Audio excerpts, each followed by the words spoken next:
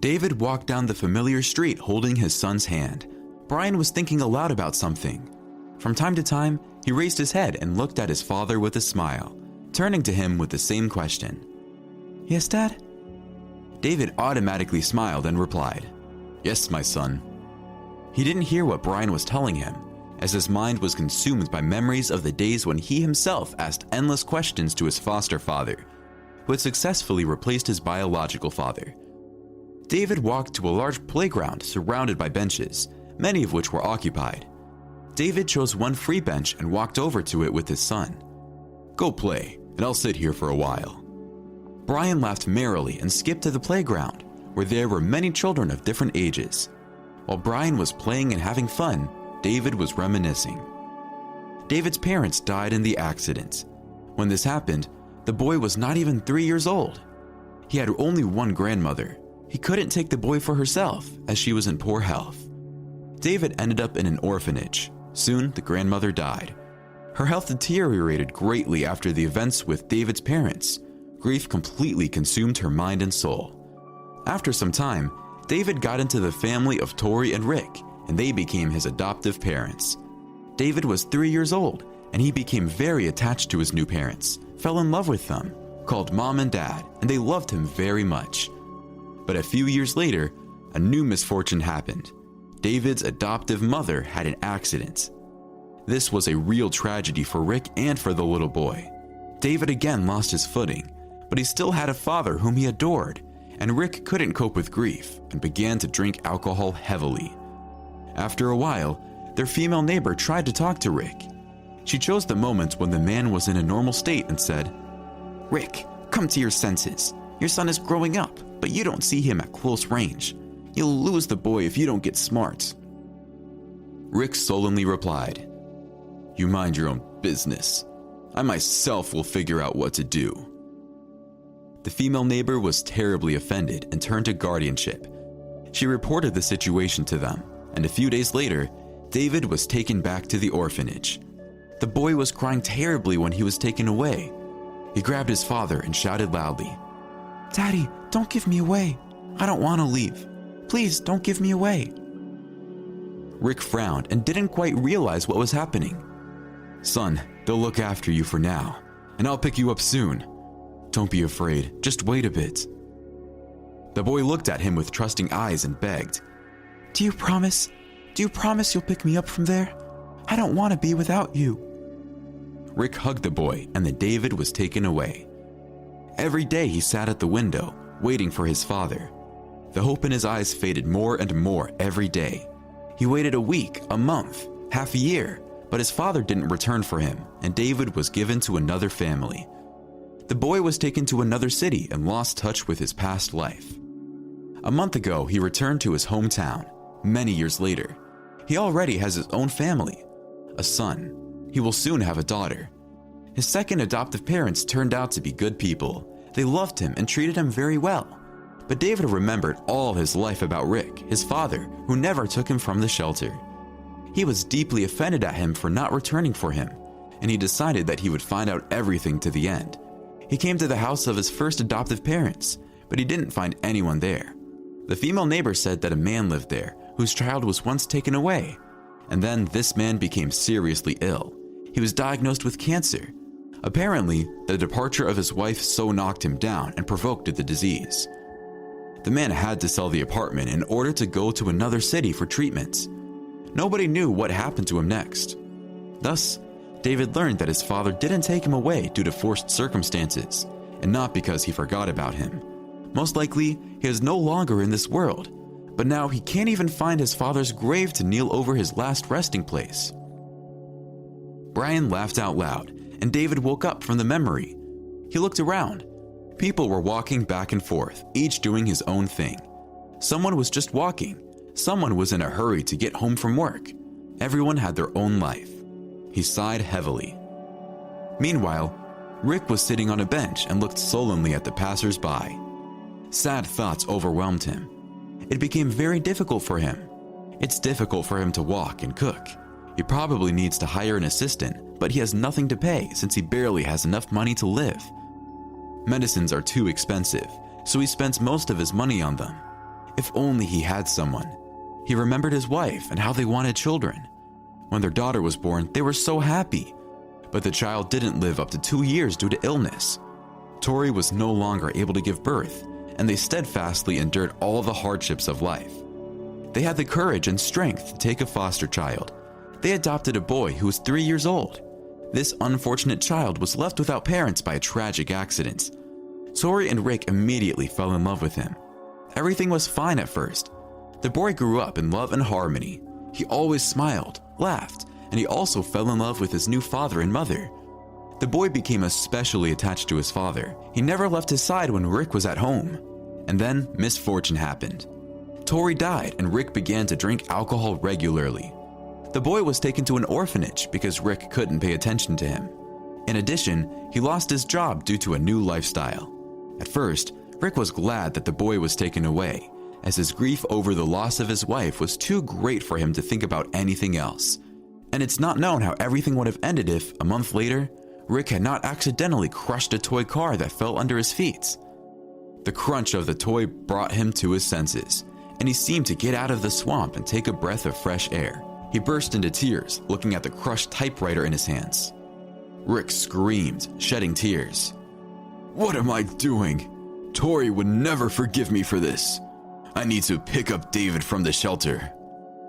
When Rick calmed down, he decided that he needed to find a job first, but the next day, he felt bad. He felt so bad that he asked a female neighbor to call an ambulance. He was taken to the hospital, and a few days later, he learned that he had a terrible disease.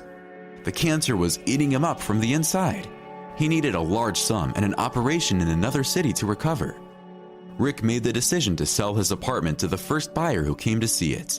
He knew that every day was precious to him. Then he left the city. He promised himself that he would stay alive and then come back for David.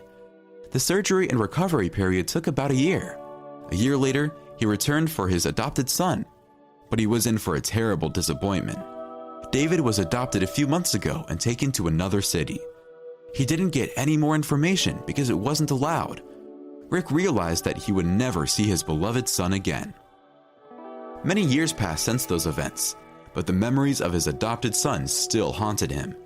He knew that only he was to blame for everything, and every day he reproached himself for it. Rick never remarried. Rick wiped away his tears and silently looked at the playground where the kids were running around. He dreamed of grandchildren just as he once dreamed of a son, but none of his dreams came true. One boy threw a rubber ball and it rolled at Rick's feet. The boy ran up to an elderly man and said, "Grandfather, I'll take my ball. It's under your feet." Rick moved his legs to the side and said, "Take it, of course." Brian took the ball and threw it into the court for the other boys. He wanted to leave, but suddenly stopped. He turned back to the old man and said, "Are you crying because I hit you with the ball?" Rick wiped away his tears and grinned.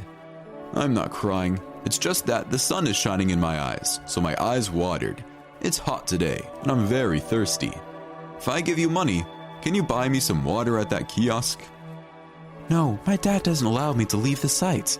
I'd rather ask him, and he will buy to you. I'm coming now. Wait for me." Rick didn't have time to say anything as the boy raced away. Brian approached his father. "Dad, there is an old grandfather sitting there, and he is very thirsty. Can we buy him some water and some pie? I think he is very unhappy because he has tears in his eyes. I want to do something nice for him." David smiled because they raised a good son. A kind boy respects the elderly. David bought a pie and a bottle of drinking water at the kiosk. He handed them to his son, who ran to the old man. David followed him. When he approached the bench, his son was already sitting next to the old man. The elderly man held a pie in one hand and a bottle of water in the other. David greeted and sat down next to his son. "Young man, you have a good son.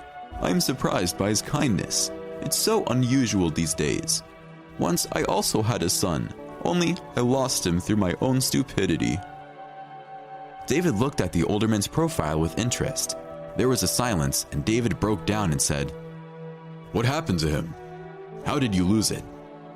"Forgive my curiosity, it doesn't concern me." But the old man immediately reassured him. "No, everything is fine. I started this conversation myself. He is alive, and I really hope so, but I don't know anything about his fate."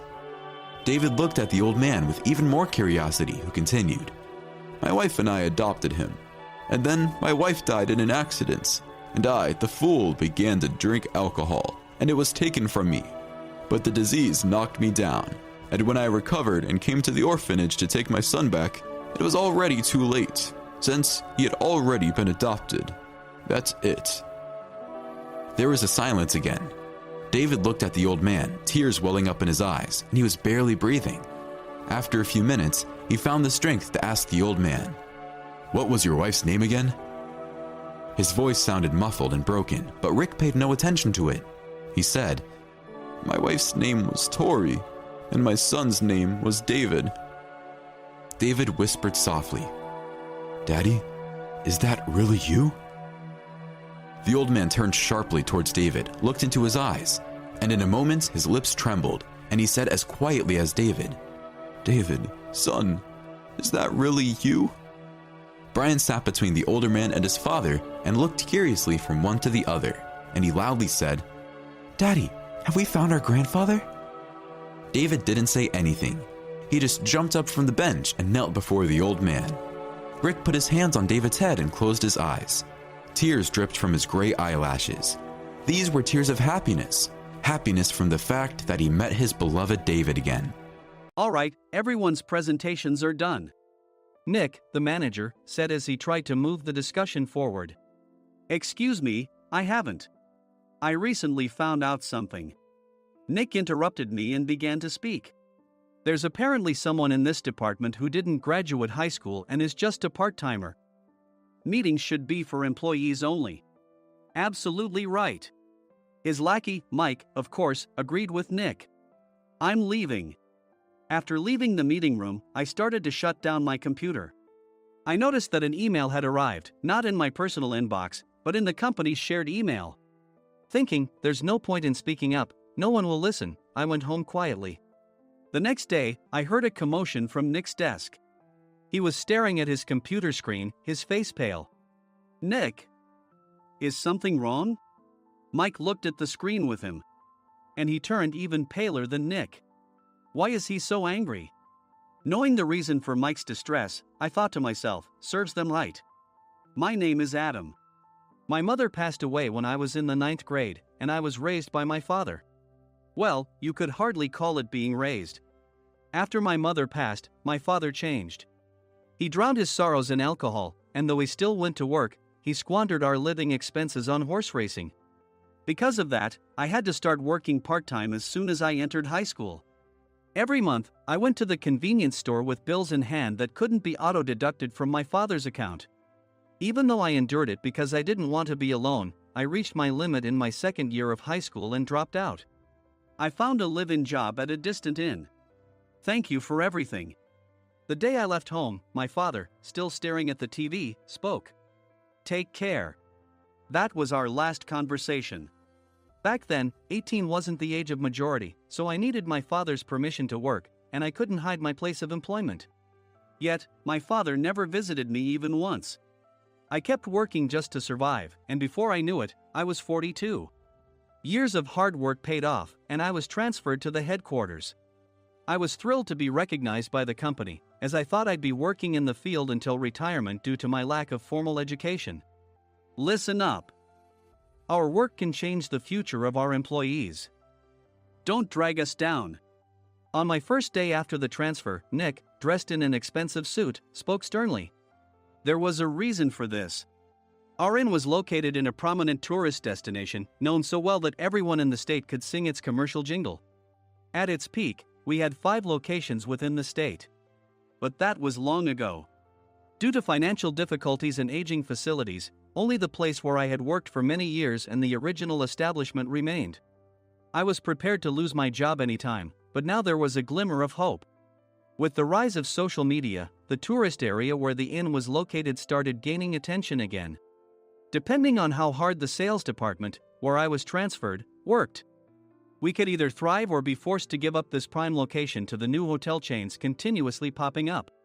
For Nick, who had switched careers from another industry to strengthen our sales, this was a battle he couldn't afford to lose. I understood why he had to be strict. I will do my best. Nick sneered at my enthusiastic declaration. Did you not hear what I said? I'm sorry. I thought I was listening carefully. Out of habit from years of customer service, I apologized reflexively, though I had no idea what had offended him. Someone was watching me with a smirk. In this department, there are those who are expected to excel and those who have been shoved here because they have nowhere else to go. You are the latter. It was Mike, the section chief. He's 7 years younger, at 35. But he was called to headquarters much earlier than I was and had been moving around within the headquarters ever since. I'm not jealous, but I can't accept that he's my boss. Graduating from a prestigious university, he has an unusually high pride and caused many problems as a newbie, making things very difficult for me when I was the front desk leader. When I found out Mike was transferred to the sales department a month before me, I was disheartened. Mike is right. With just a middle school diploma, there's not much you can do. Don't even think about achieving results. As if I didn't exist, Nick remarked, I'm thirsty.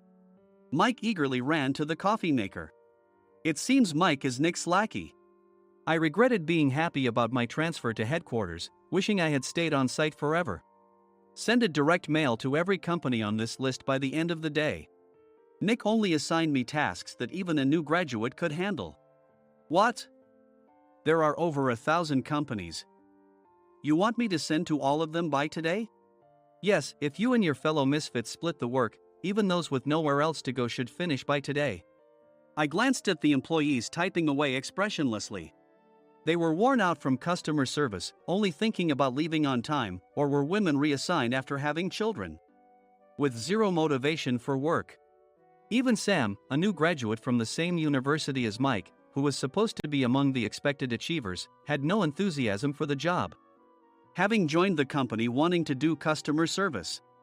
I don't care what they say, I plan to quit anytime, he said. Only Nick and Mike were highly motivated, making all the decisions between the two of them.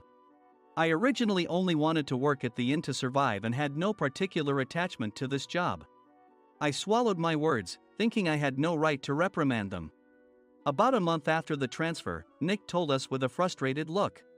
To commemorate the 50th anniversary, we've decided to create a plan exclusive for one group per day. Originally, Mike and I were supposed to come up with it, but our president, Mr. Thompson, insists on hearing everyone's opinions. So, you all get a chance. As Nick explained, Mike began handing out prints. Make sure not to embarrass Nick. If your ideas are half-baked, you'll have to redo them. It seemed that they had printed his handwritten notes by Mr. Thompson, which included several questions and a section for free responses. It made sense why Nick had to seek our input, given that all responses had to be submitted to Mr. Thompson. We were given a week to think about it, and a meeting was scheduled to compile our ideas. My plan is to let guests enjoy both the old and modern America. Nick began the presentations. Guests would watch a master confectioner at a nearby traditional sweet shop make sweets in front of them. The welcome drink would be premium tea in a bottle. Nick's plan was certainly attractive. After his presentation, Nick called on us to present in the order we were seated. Just as I stood up for my turn. All right, everyone's presentations are done. Excuse me, I haven't. I recently found out something. Nick interrupted me. There's someone in this department who didn't graduate high school and is just a part-timer. He was likely talking about me. I joined the company as a part-timer and was made a full-time employee when I turned 20. That was 20 years ago, so Nick and Mike probably had no chance to know until recently. Meetings should be for employees only. Absolutely right. After that, Nick kept creating opportunities to solicit everyone's opinions, purposefully excluding me from speaking. The meeting unexpectedly heated up and went past the scheduled end time. A few people asked to leave, and the discussion continued with the remaining few. Still here? Normally, you'd leave in that situation. Though I had no attachment to the job initially, hearing kind words from customers made me want to make them happier. For someone like me, with nowhere to go, the inn was my home and customer service was my life. I felt pathetic about my current self. I'm leaving. I left the conference room and started shutting down my computer. I noticed an email had arrived, not in my personal inbox, but in the company's shared email. Thinking no one would listen to what I had to say anyway, I quietly went home. The next day, while preparing the DM as instructed, I heard a commotion from Nick's desk. In his haste to stand up, he hit his knee on the desk. He stared at his computer screen, his face pale. "Nick? What's wrong?" Mike, thinking he should be the first to rush over, approached Nick while still wearing his coat. He peered at the screen with Nick. And he turned even paler than Nick. Why is he so angry? Who is responsible for this company? Nick, more irritated than ever, asked, and Mike answered without checking. Probably Sam. Sam wasn't there because he was attending a morning training session for new hires. Nick gave up on getting angry and returned his gaze to the screen. They were looking at an email that arrived right after the end of the working day yesterday. Apparently, no one, including me, had checked it before leaving. The email was from a large company that used us for their annual employee trips. The president and executives of that company also frequently used our services personally. President of the company, Mr. Mason himself, had declared that neither he nor his company would ever use our services again. Well, some companies cancel their employee trips or stop using our services due to financial struggles. Let's just move on. Mike kept wiping the sweat from his forehead with a handkerchief. Knowing why Mike was so agitated, I quietly watched their interaction. Do you know how much revenue we get from that company? We can find other guests to fill the rooms, but we'll lose the banquet costs, gift shop revenue, rental car fees, and more. Moreover, the gifts were supposed to be prepared by the traditional confectionery shop involved in Nick's proposed plan. If it's known that we incurred such a huge loss at this critical time, Nick's position in the company would be jeopardized. Nick took a deep breath, seemingly trying to calm himself. All right, Mike. Go to New York right now and apologize to Mr. Mason. What? You're coming with me, right? I have urgent work to do. I trust you, which is why I'm entrusting this to you. Please. Mike, believing Nick's sincerity, agreed with a determined look on his face, saying, yes. That's Nick for you. Even if Mike went to apologize, Nick would shift all the blame onto him if the client didn't change their mind. Well, it was Mike's fault to begin with, so it served him right. About 3 hours later, Sam answered a call from somewhere and repeatedly apologized, saying, I'm very sorry. Everyone watched to see what was happening. After ending the call, he informed Nick with a weary tone. When Mike arrived at the client's company, he only made things worse, further infuriating Mr. Mason. He was demanding, get his boss here immediately. It was no wonder Sam was exhausted, dealing with such a call right after returning from training. What is that idiot doing? All right, Adam, you're coming with me. If sacrificing Mike didn't work, then I must be next. Normally, I'd want to refuse at all costs, but I saw an opportunity in this situation. If I can be of assistance, I'd be happy to join you. I immediately followed Nick, and we flew to New York. When we introduced ourselves at the reception, it became clear how serious the situation was, as the receptionist personally escorted us to the president's office. Angry voices leaked through the door, making both Nick and me uneasy. Excuse me. I'm Nick, the supervisor. I understand my subordinate has caused you trouble, and I deeply apologize. Nick, with his experience in the corporate world, knew enough to offer an apology before excuses. However, his customer service skills left much to be desired. I sighed as I saw Mike trembling like a small dog in the corner of the room. What kind of training are you giving your subordinates? Mr. Mason glared at Nick with a red face. The intensity of his gaze made even Nick take a step back. Regrettably, I joined this company only 2 years ago and was unaware of Mike's issues. I should have identified his shortcomings sooner. Indeed. I should have realized sooner. No sensible person would come to apologize and then give a lengthy presentation on the drawbacks of not using their inn. Nick froze, his mouth slightly open. Suspecting the worst, I picked up the documents that had fallen to the floor. It seemed Mike hastily prepared these documents on the plane, listing the disadvantages. Disadvantage 1: if you change the venue for the company trip, employees might suspect it's for cost-cutting reasons, leading to a negative impression. Reading it aloud half-jokingly, Nick snatched the papers from my hand and checked the contents with a furious expression. Among the stack of documents was a receipt from a nearby convenience store's copy machine. I felt a pang of dread, hoping he hadn't shown the receipt as well. What do you think he said when I asked what kind of nerve he had to do this? I'm very sorry. Faced with the dire situation, Nick must have thought there was nothing left to do but apologize. In a voice smaller than I'd ever heard from him, he uttered words of apology. He said, "I'm a Harvard graduate. I don't believe I said anything wrong." Mike! What have you done? Forgetting his plan to pin the blame on Mike, Nick yelled loudly, even in front of Mr. Mason. "I didn't do anything wrong." "You're still saying that? Look at him." Mike pointed at me with a shaking hand. "I was assigned to headquarters in my 20s and now I'm a section chief. This guy only made it to headquarters at 42. Everything I've done proves I was right. So why are we losing the contract?" Having said his piece, Mike collapsed to the floor. "Of course. You were sent there because you had nowhere else to go." Mike never expected to hear such words from someone he looked down upon. He lunged at me, and Nick hurriedly stepped in to stop him. "Mr. Thompson told me Mike is a quick thinker, and to take good care of him." There's no way he was pushed aside. "Don't make things worse here. He didn't say quick thinker, he said only quick-witted, didn't he?" I don't remember that part." I recalled the many troubles Mike caused when he was a newbie. When Mike was on the front line, his pride was so high that he never apologized to customers. Customer service, especially in our job, doesn't work alone. It brings both good and bad situations. If the front staff or housekeepers made mistakes, or the cleaning company didn't properly clean a room, one had to apologize to the customers regardless of personal fault.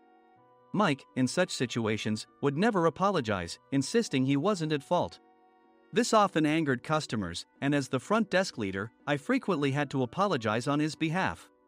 He caused complaints and disrupted operations, which is why he was quickly moved to headquarters.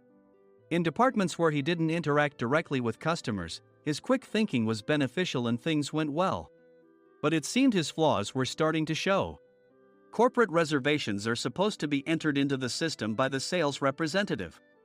But a quick check yesterday revealed that more than 10 items were missing from the client's reservation. The handover document clearly stated what needed to be prepared. Why didn't you enter it into the system? Why do we have to give them special treatment? Filling rooms near the banquet hall, setting up all the food in advance. Specifying the brand of wine, they're too demanding.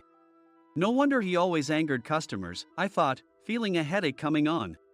Grouping them in rooms near the banquet hall is for our benefit too. It makes it easier for the staff to set up beds and serve breakfast since everyone's schedule is synchronized.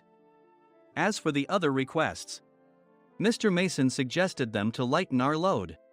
I didn't know that. Nick finally seemed to realize that Mike was the one who had angered the client. What did you say to them? I just told them we wouldn't give them special treatment anymore. We shouldn't waste effort on things that don't bring in money.